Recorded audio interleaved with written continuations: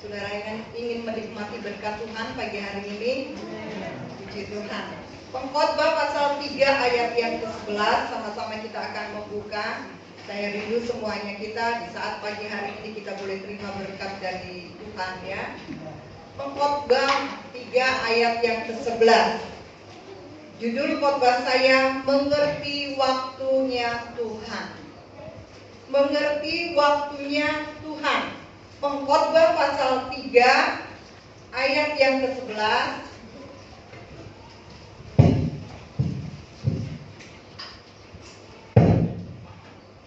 Saya akan bacakan buat kita semuanya pagi hari ini. Ya, di layar LCD sudah ada. Gak ada salahnya kita akan baca sama-sama pada hitungan yang ketiga, Bapak Ibu ya. 2, 3. Ia membuat segala sesuatu indah pada waktunya, bahkan Ia memberikan kekekalan dalam hari mereka. Tetapi manusia tidak dapat menyelami pekerjaan yang dilakukan Allah dari awal sampai akhir. Puji Tuhan, saya ulangi lagi. Ia membuat segala sesuatu indah pada waktunya. Bahkan Ia memberikan kekekalan dalam hari mereka, tetapi manusia tidak dapat menyelami pekerjaan yang dilakukan Allah dari awal sampai akhir. Bapak Ibu yang kekasih dalam Tuhan, Allah yang kita sembah, Allah yang kita puja, kita tinggikan, kita agungkan, Dia adalah Allah yang Maha Kuasa. Dan kalau Dia Maha Kuasa, ya, maka Dia punya kuasa untuk menolong hidup kita semuanya. Kalau Dia Maha Kuasa, maka Dia punya kuasa untuk mengubahkan hidup saya dan saudara. Kalau Dia punya kuasa, Dia Maha Kuasa, maka Dia sanggup menyembuhkan saya dan saudara. Amin. Kalau Dia punya kuasa, Dia pun sanggup memulihkan saya dan saudara. Nah, tapi jangan pernah lupa ya, Tuhan kita yang Maha Kuasa itu di dalam kemahakuasaannya ya, Dia juga punya kuasa untuk menetapkan waktu. Di dalam kemahakuasaan Tuhan itu Dia juga punya kuasa untuk menetapkan waktu saudara dan saya. Kalau kita lihat coba Kisah Rasul pasal 1 ayat yang ke-7. Kita buka sama-sama Kisah Rasul 1 ayat yang ke-7.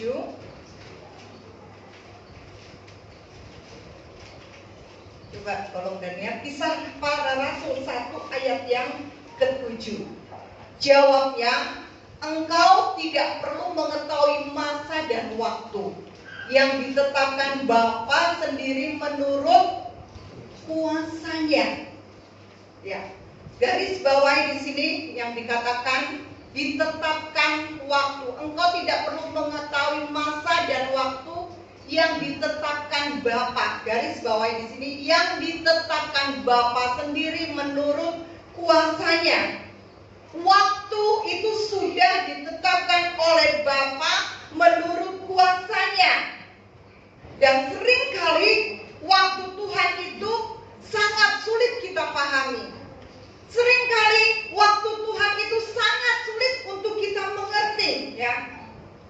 Waktu Tuhan ini sangat sulit bagi kita untuk kita cerna ya.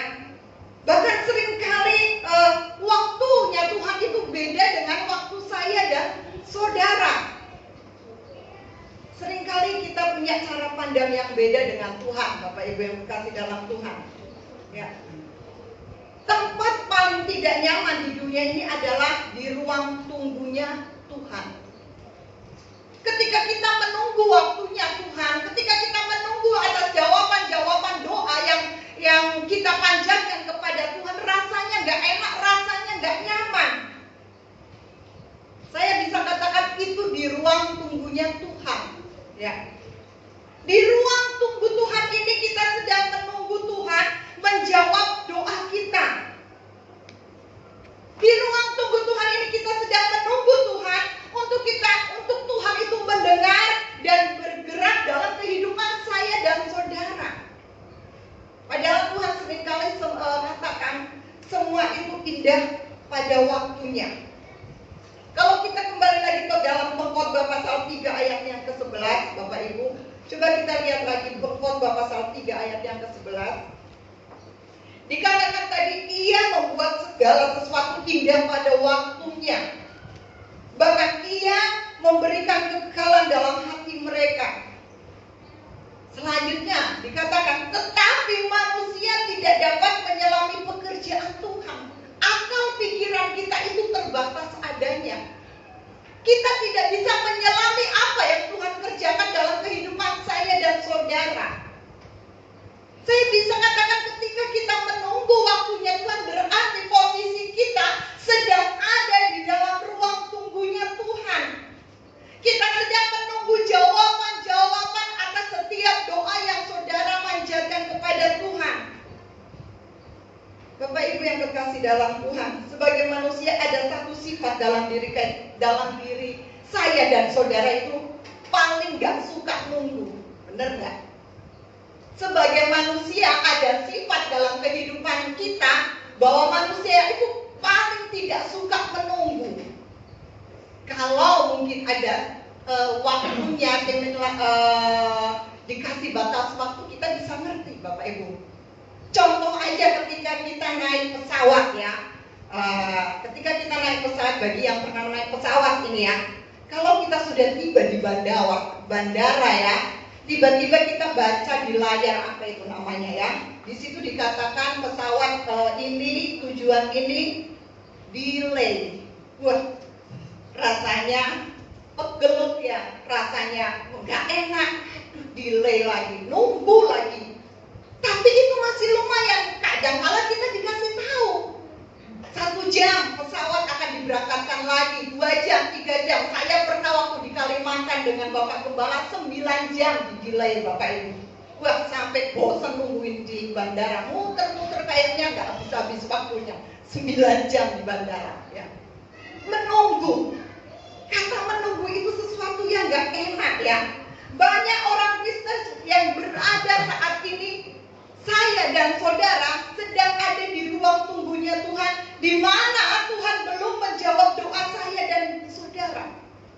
Di mana Tuhan mungkin belum menyembuhkan penyakitmu, di mana mungkin Tuhan belum memulihkan keluargamu, Tuhan belum mengubahkan anakmu. Dan kita masih menunggu. Saya nggak tahu apakah hari ini Bapak Ibu sekalian sedang ada di ruang tunggunya Tuhan. Seringkali kita maunya ya, sekarang kita doa, sekarang juga kita dijawab. Itu maunya saya dan saudara ya. Hari ini kita doa, hari ini juga kita dengar mendapat jawaban dari Tuhan. Itu manusia kita, Bapak Ibu yang terkasih ya. Bahkan ketika kita seringkali kita sudah doa, kita sudah puasa, kita sudah jerit sama Tuhan, kita sudah nangis sama Tuhan, tapi sepertinya Tuhan belum bergerak. Sepertinya Tuhan belum dengar doa kita. Sepertinya Tuhan belum jawab doa saya dan saudara. Itu namanya kita ada di ruang tunggunya Tuhan. Amin. Saat pagi hari ini saya tidak tahu apakah hari ini engkau sedang berada di ruang tunggunya Tuhan. Ketika kita ada di ruang tunggunya Tuhan, itu seringkali bisa mempengaruhi sikap kita.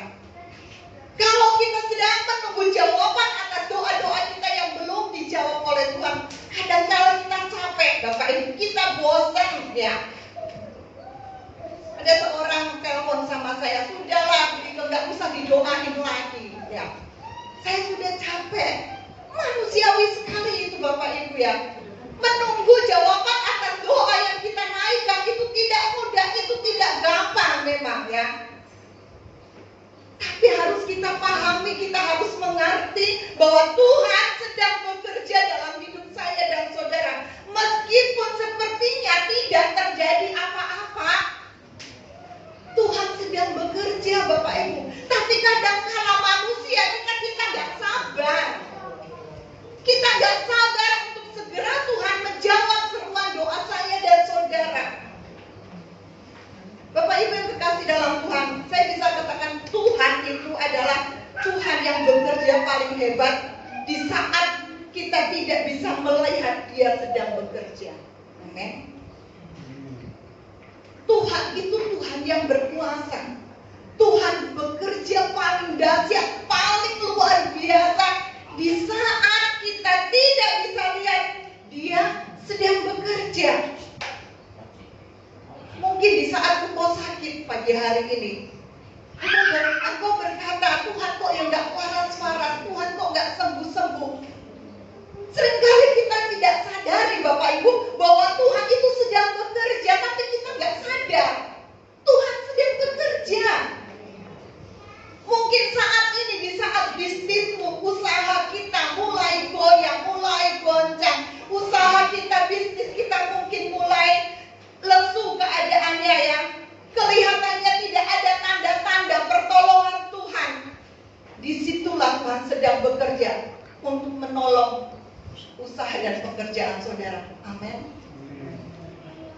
Seringkali kita tidak menyadari itu Bapak Ibu kekasih dalam Tuhan juga.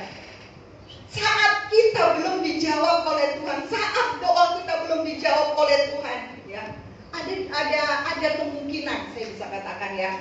Ketika doa kita yang kita panjatkan mungkin 1 tahun, 2 tahun, 3 tahun, 4 tahun, 5 tahun ya, sepertinya kok gak ada jawaban dari Tuhan, maka ada kemungkinan ya, kenapa kita berada di ruang tunggunya Tuhan ya, kenapa Tuhan izinkan terus itu terjadi dalam kehidupan saya dan saudara. Tuhan sedang menguji imanmu. Amin. Tuhan sedang menguji imanmu. Sampai sebesar apa imanmu ketika engkau berada dalam tekanan, ketika engkau dalam keadaan masalah yang berat ya. Sebesar apakah imanmu? Tuhan sedang uji imanmu. Tuhan sedang bekerja Bapak Ibu. Jadi pagi hari ini saya bisa katakan, jangan engkau sampai putus asa. Jangan kita tawar hati karena Tuhan sedang bekerja. Amin. Tunggu waktunya Tuhan.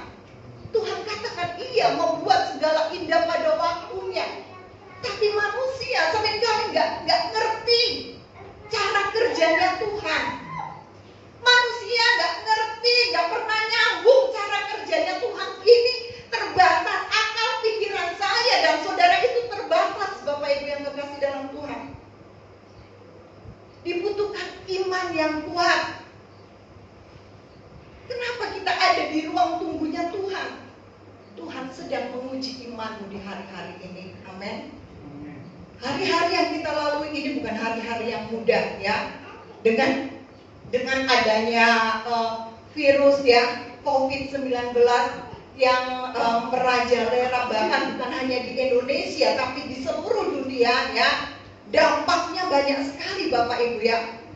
Orang bukan cuma takut mati, tapi orang juga takut mereka nggak bisa makan. Saudara bisa lihat kan di TV-TV, apa makannya? Di Jawa Timur dikembalikan dibuka kembali seluruh mall sudah dibuka, toko-toko sudah dibuka ya. Karena supaya ekonominya nggak mandek. Tapi di sisi lain ada resiko yang besar Bapak Ibu. Oleh sebab itu saya katakan kepada Bapak Ibu sekalian, kita harus tetap waspada. Amin. Lakukan pekerjaanmu seperti biasanya tapi dengan protokol yang benar. Seperti pemerintah katakan, ikuti aturan, jangan masa bodoh ya. Jangan cuek Bapak Ibu yang terkasih dalam Tuhan. Saya anjurkan kepada seluruh jemaat Tuhan yang ada. Kita nggak tahu kapan waktunya kita dipanggil Tuhan ya. Seringkali kita katakan, mati itu kan urusannya Tuhan. Betul, mati itu urusannya Tuhan memang ya. Tapi dengan keadaan dunia yang hari ini, yang sedang terjadi di saat ini, mari Tuhan kasih kita sebuah hikmat ya. Iman kita saat ini sedang diuji. Amin. Adakah engkau tetap kuat? Engkau tetap mau menunggu waktunya Tuhan di saat pagi hari ini? Saya belajar Bapak Ibu ya, belajar untuk mengerti waktunya Tuhan. Kami sebagai hamba Tuhan ya, ada banyak hal yang terjadi selama beberapa bulan ini ya. Saya nangis sama Tuhan, Tuhan kapan kami bisa kembali lagi beribadah seperti biasanya ya. dengan Bapak Ibu yang sudah lama tidak bisa datang beribadah kepada Tuhan, yang saya cuma berdoa, Tuhan kembalikan kami kembali seperti semula untuk bisa beribadah. Nah, saudaraku yang kekasih, kalau bisa saya bagikan pengalaman kami ya, dalam beberapa bulan terakhir ini Bapak Ibu ya, mulai dari Maret, April, Mei, ini sudah masuk Juni ya Bapak Ibu ya. Saya banyak melihat Tuhan itu bekerja secara dahsyat dan bekerja secara luar biasa. Kalau kita mau menunggu waktunya Tuhan, maka pembelaan Tuhan itu nyata buat saya dan saudara. Amin ya. Saya saksikan sedikit Bapak Ibu ya. Beberapa bulan masuk sekitar bulan Maret, April, Mei ya. Saya katakan sama Tuhan, setelah kami doa puasa 3 hari di Batu ya, setelah selesai itu Bapak Ibu, saya katakan kepada suami saya ya, Pak Jun, Pak, ada banyak pengeluaran yang harus kita keluarkan ya di bulan ini, bulan Maret. Kurang lebih kalau saya total itu mungkin hampir 20 juta Bapak Ibu ya. Bayar uang kuliah 2 anak semester ya. Bareng itu barengan semua. Bayar uang kos 3 bulan berturut-turut, karena harus 3 bulan dibayar uang kosnya Kevin ya.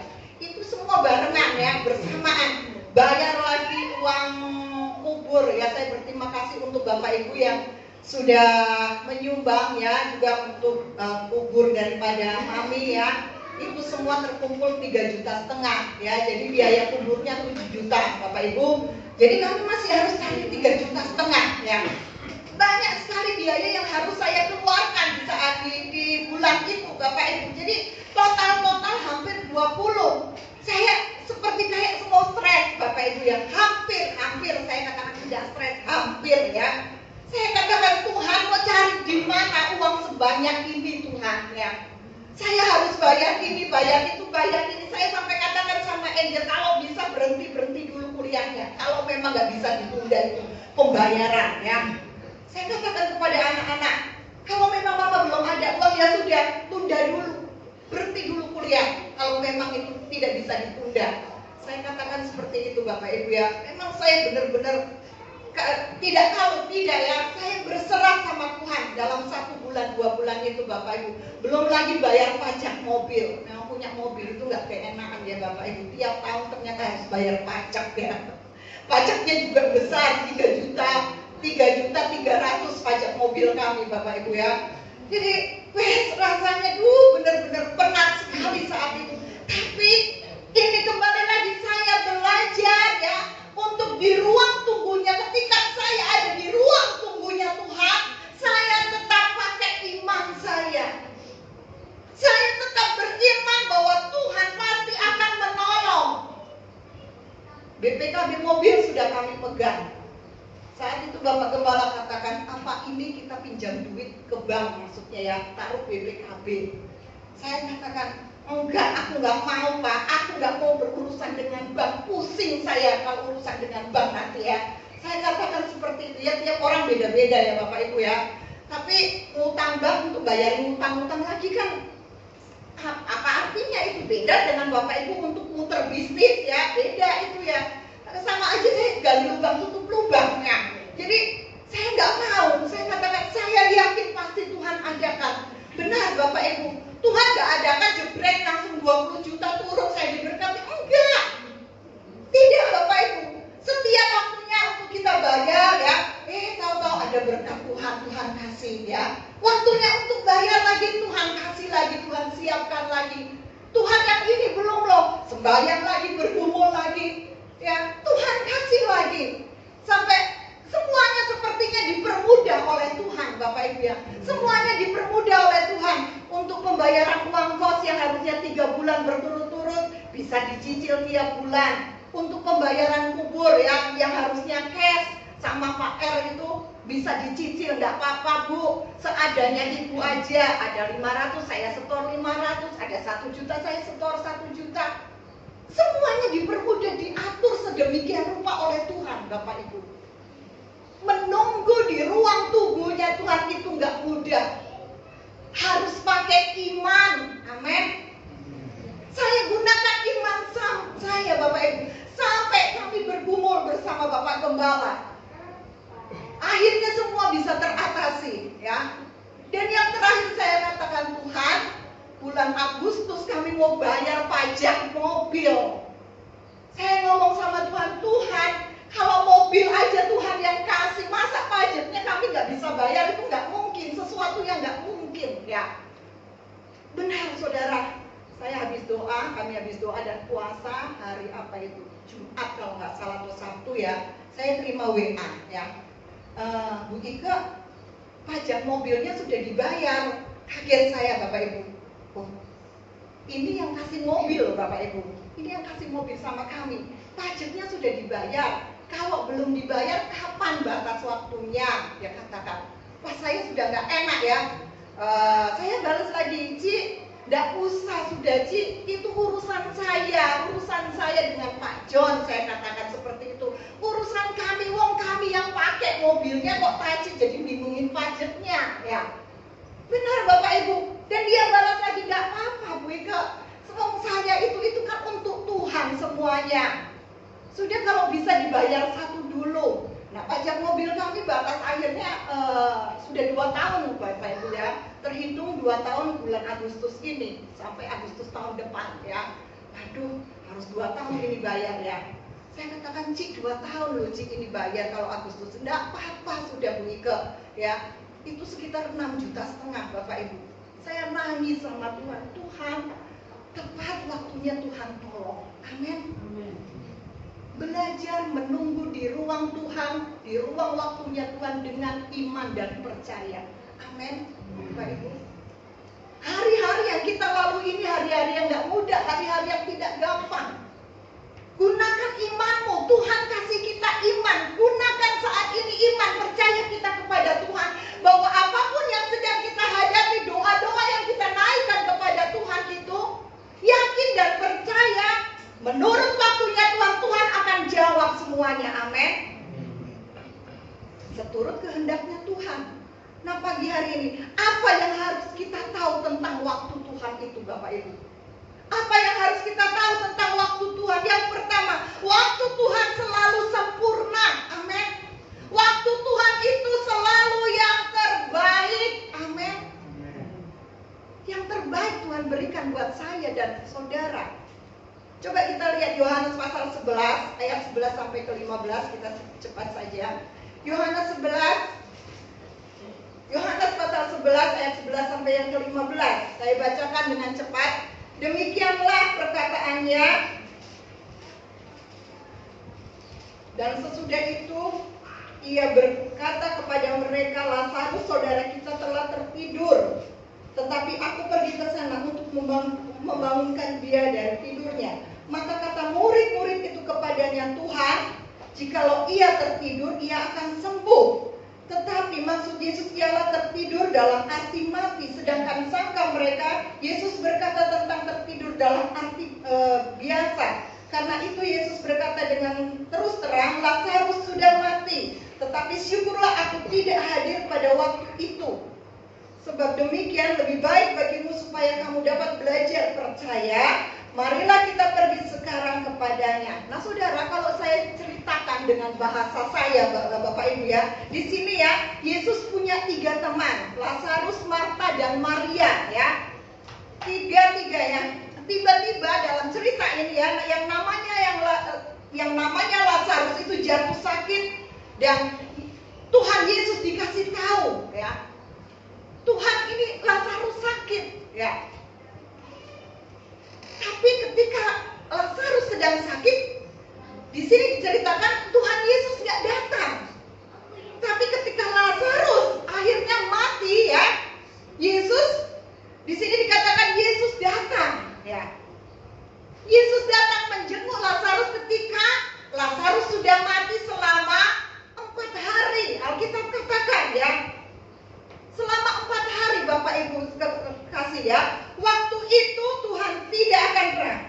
Kalau saya bisa melihat di sini jalan cerita ini ya, cerita tentang Lazarus ini Bapak Ibu yang berkasih dalam Tuhan. Kenapa Tuhan tidak hadir ketika Lazarus itu sedang sakit ya? Maria menuntut Maria dengan Marta di sini menginginkan Yesus datang harusnya ketika Lazarus sedang sakit dan Tuhan menyembuhkan Lazarus.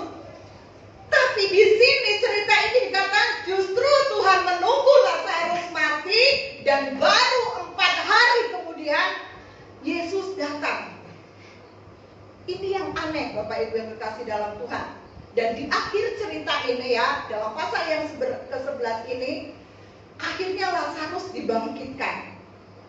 Yang Marta dan Maria itu, yang Maria dan Marta inginkan saat itu sebetulnya apa? Kesembuhan. Tapi Tuhan menyiapkan kebangkitan. Amin.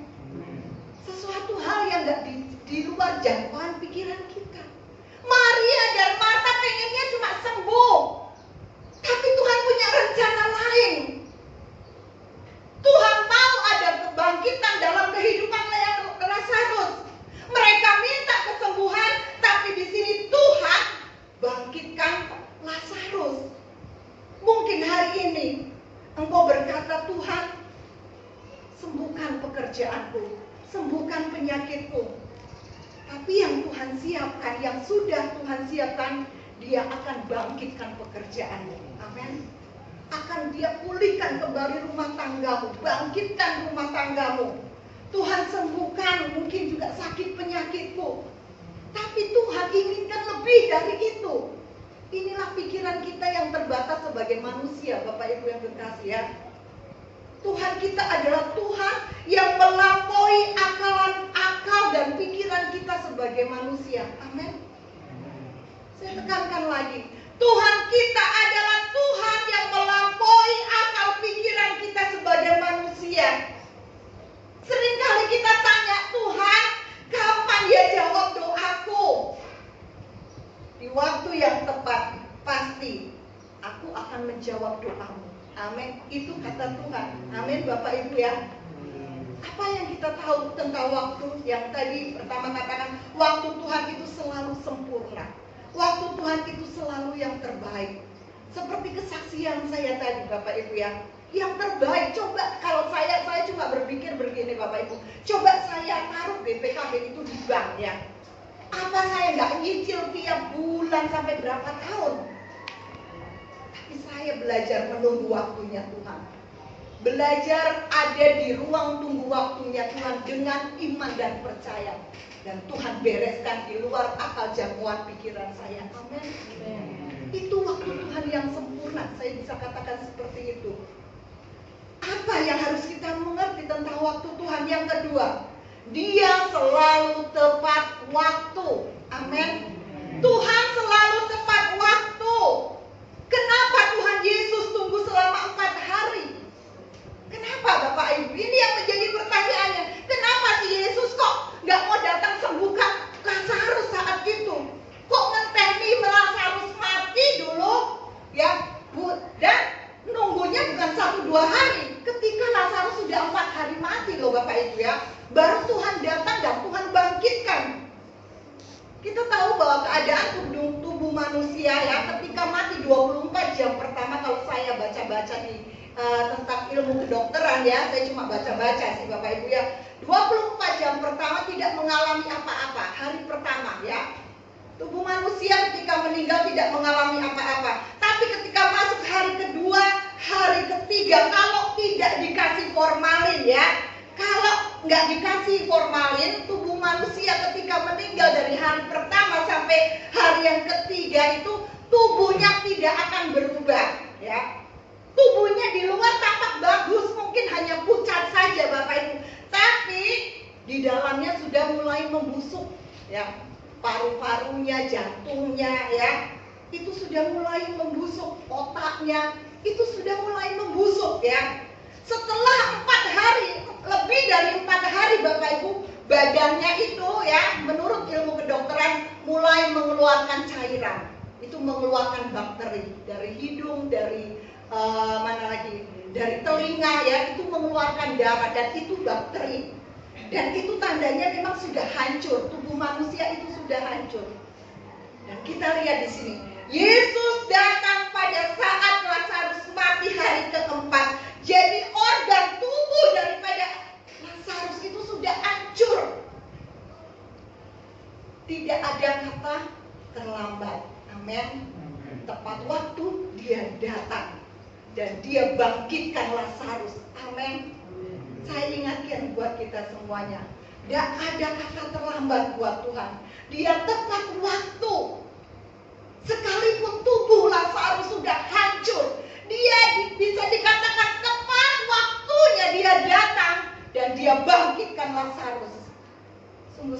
yang luar biasa. Amin.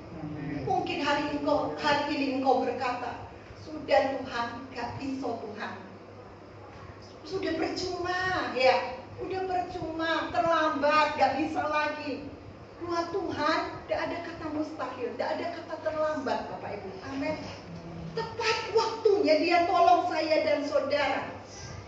Terlambatnya saya ingatkan lagi buat kita semua saat ini. Terlambatnya Tuhan dengan kita manusia itu beda. Amin. Terlambatnya kita manusia seperti Lazarus tadi berarti sudah selesai.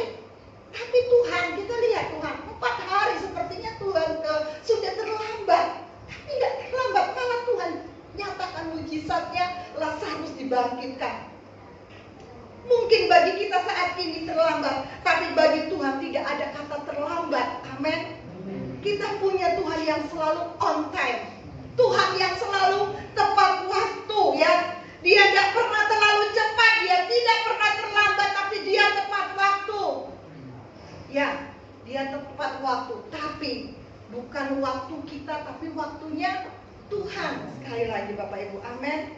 Oleh sebab ini, pada saat pagi hari ini ya, mari Bapak Ibu yang terkasih dalam Tuhan, belajarlah mengerti waktunya Tuhan. Apa yang saudara lakukan? Menjadi pertanyaannya sekarang, apa yang harus kita lakukan selama kita menunggu waktunya Tuhan? Apa yang harus kita lakukan?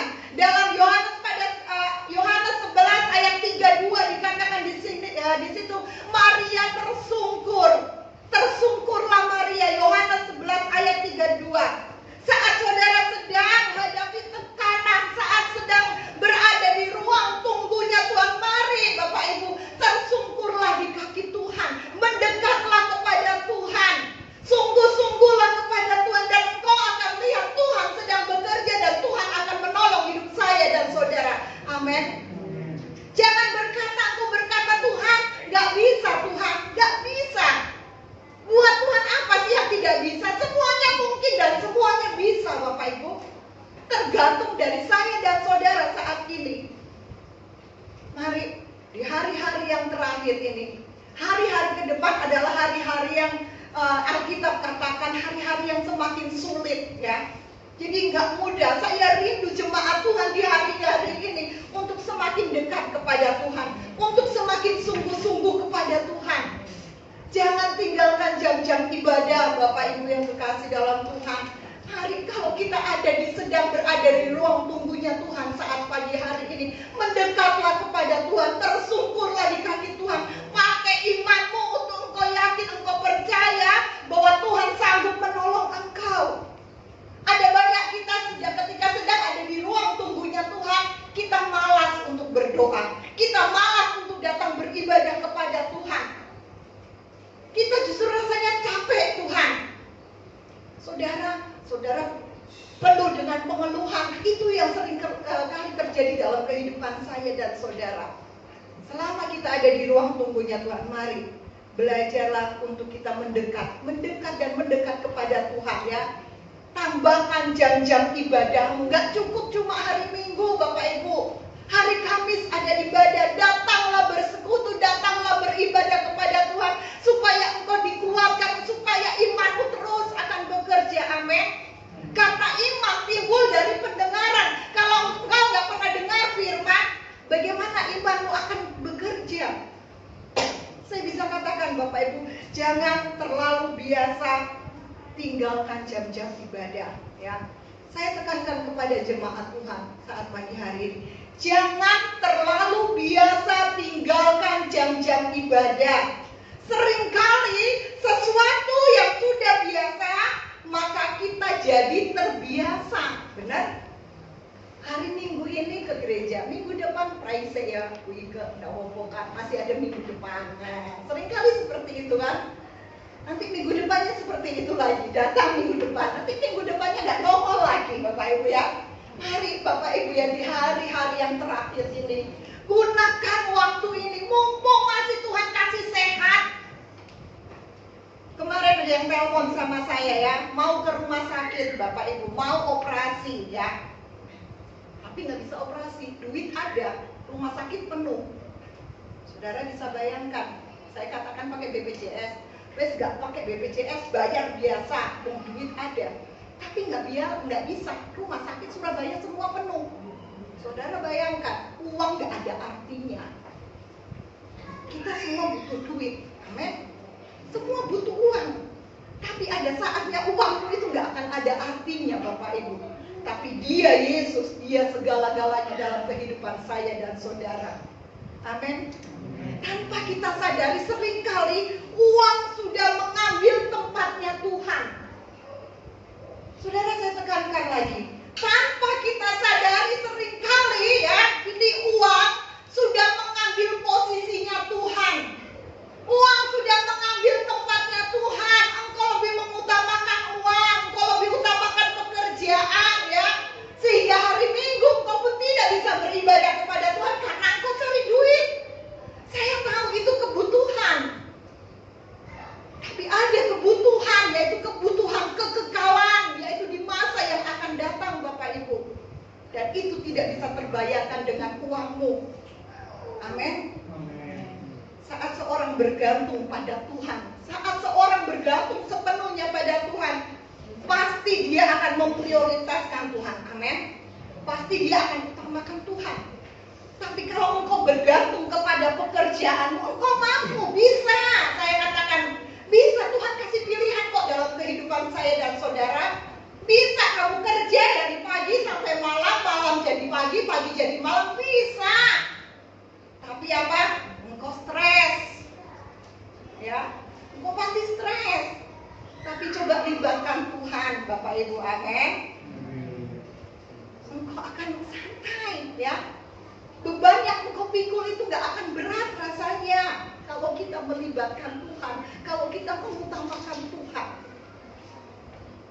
Nah, pagi hari ini belajar tunggu waktunya Tuhan. Apapun yang sedang kita hadapi di saat pagi hari ini, saya yakin waktu Tuhan adalah waktu yang tepat. Waktu Tuhan adalah waktu yang sempurna dan yang terbaik buat saya dan saudara. Amin. Saya kembalikan kepada Bapak Gembala. Saya rindukan kita menyanyikan pujian waktu Tuhan adalah waktu Tuhan pasti yang terbaik ya.